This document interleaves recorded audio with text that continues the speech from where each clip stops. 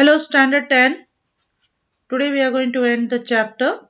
So in this video I'll be explaining you about the anti-defection law. So far we have completed the differences and relationship between the Union Parliament, where I explained to you about the ordinary bill and the money bill. Okay, and then regarding the money bill, I explained to you what power the Rajya Sabha enjoys.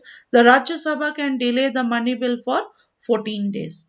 Then control over the executive, the question hour, and vote of no confidence. But the limitation the Rajya Sabha has got, if vote of no confidence is passed in the Rajya Sabha, it does not oblige the government to resign. Okay, then we studied about impeachment, that the parliament has a power to impeach the president, the chief justice, the judges of the Supreme Court, High Court, etc. Okay, we also studied that both the president and the vice president both are elected by the parliament. Then you studied about the emergency provision, that during the time of national emergency, the Lok Sabha dissolves and all the responsibilities of the Lok Sabha is shouldered by the Rajya Sabha. Then you studied about the special or exclusive powers of the Rajya Sabha and the exclusive powers of the Lok Sabha. Now today we are going to study about anti-defection law. Okay, in this module, in this video, I'll be explaining you about anti-defection law. Okay, so what is anti-defection law? See, it is under this anti-defection law, members, the ministers can be disqualified. The ministers can be disqualified. See, the 10th schedule to the constitution, popularly known as anti-defection law, introduced by the Constitution Act 1985 as amended by the Constitution 2003, lays down the condition regarding disqualification on ground of defection. Okay, disqualification on ground of defection means due to some reason the members of the parliament or the ministers can be disqualified. They will be disqualified, especially members of the parliament. Okay, they are disqualified under anti-defection law. So what are the provisions? What are the provisions which makes the members of the parliament disqualified? This is for the state legislature also, not only for members of the parliament. So in this way, as we have only syllabus the members of the parliament, we will do only the members of the parliament. So elected member of the parliament who has been elected as a candidate set up by political party or nominated member of parliament who is a member of political party at the time he takes his seat would be disqualified on a ground of defection if he voluntarily gives up his membership of such political party or votes or abstain from voting in house contrary to any direction of such party. Okay, means he is elected from one political party, but after election he gives up the membership of such political party, or he gives his vote in the house contrary to any direction of such party. So in that case, he can be disqualified. The another provision you have independent members. We have independent members also, means those who do not belong to any political party, but they are the members of the party. They are the members of the parliament. These type of members are called independent members. So an independent members of the parliament will also be disqualified if he joins any political party after his election. Before election he is independent. As a minister he is elected as an independent minister only.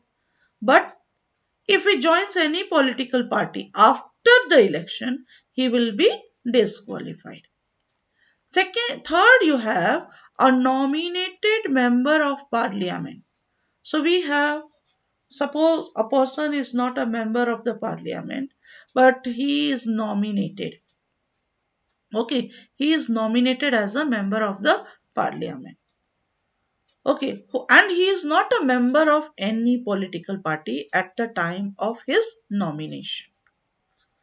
Okay, at the same time, he has to become member of any political party before the expiry of 6 months from the date on which he takes his seat.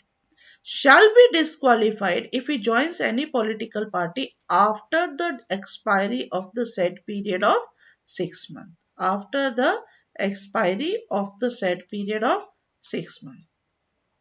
Okay. Fourth, provisions have been made with respect to merger of political parties. Sometimes the two or more than two political parties, they merge. Especially two parties, they merge and become one party. Okay. So provision is made for that also, that how the political parties can be merged. So no disqualification would be incurred when a legislature party decides to merge with another party. Such decision is supported by not less than two-thirds of its members. If such decision is supported by two-thirds of its member, then the member will not be disqualified. But if it is not supported by two-thirds, then they will be disqualified.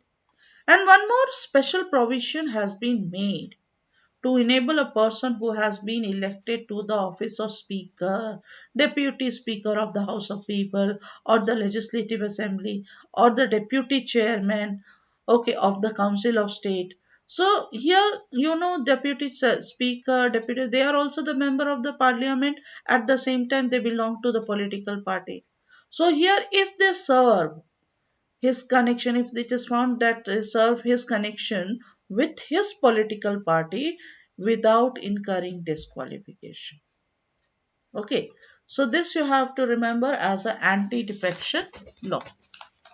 Okay, the last topic which you have to remember, it's about it's about the procedure for the amendment of the constitution.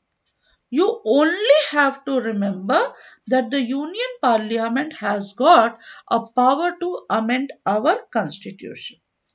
Okay, that means a constitutional amendment must be passed by majority of the total membership and by a majority of not less than two-thirds of the members present voting in each house separately. Okay, this only you have to remember, that both the houses has to give their vote, and if it is rigid, then two-third majority. If it is simple, with the simple majority, it is done. The amendment is done. So here the most important, amendment is done by the Union Parliament. Okay, by the simple majority or by the rigid majority. And once it is voting is done separately by both the houses, it is sent to the president for his assent, and after the president assent, the bill becomes a law. Okay, so in today's class we completed anti-defection law and who amends the constitution. Okay, these are the provisions, these are the topics which we have completed in this video.